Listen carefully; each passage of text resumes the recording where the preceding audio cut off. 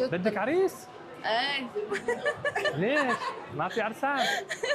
ما عم لاقي. أزمة عرسان أزمة عندنا؟ عرسان. صار لك كم سنة بالعراق؟ 5 سنين. 5 سنين؟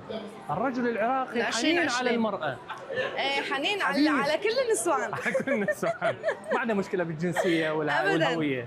لا بالعكس، خصوصا السورية. يحب السورية. ايه مو يقولون تدلع.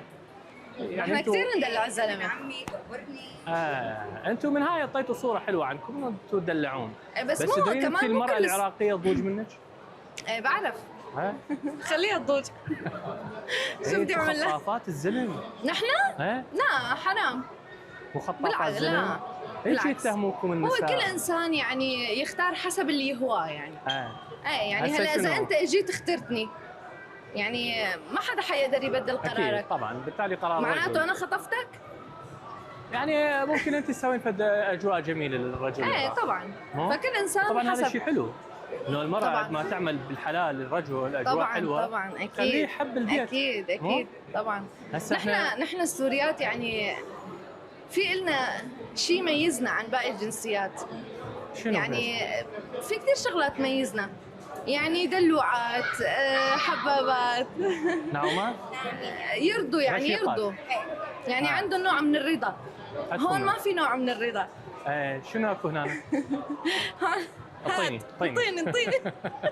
بالتالي الرجل العراقي صاير بنك جوال. ايوه هاي خطيه والله. انتم فلوسكم كثيره، وين بدها تروح؟ بنذبح على النسوان. على النسوان. هسه نزل هاشتاج بدنا عريس عراقي. بدنا عريس عراقي. خصوصا من الانبار. تحديدا. يابا يا ربعنا هاي بعد شو تريدون؟ هاي بعد جدكم مرة سورية. تريدين محددين القائم حديثة فلوجة لو وين؟ والله ما بعرف يعني. المهم يقول عجل. زلم الانبار زلم. المهم يقول عجل. يعني صلاح الدين نوعا ما. لا صلاح الدين. لا في موجود عندنا بعض العشائر تقول عجل، بس هي نوعا ما صلاح الدين. هذا مربع صلاح الدين. هن يقولوا يا ولي كمان. يا ولي يا ولي يابا احنا يا ولي يابا. عاجبها تسمع يا ولي يابا من اهل الانبار. لازم اعمل لي زياره على الانبار.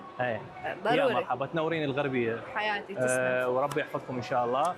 وكل زلم العراق مرتبين. رجال العراق. الرجال والنساء كل طبعا. العراق اكيد طبعا، بس انت حديثنا عن الرجال. كل رجل في هذه الارض هو رجل بحقيقه. طبعا اكيد. أنا بس أريد أختم وياك. لا تصدق عينيك ما تراه في السوشيال ميديا من نماذج سيئة عن العراق.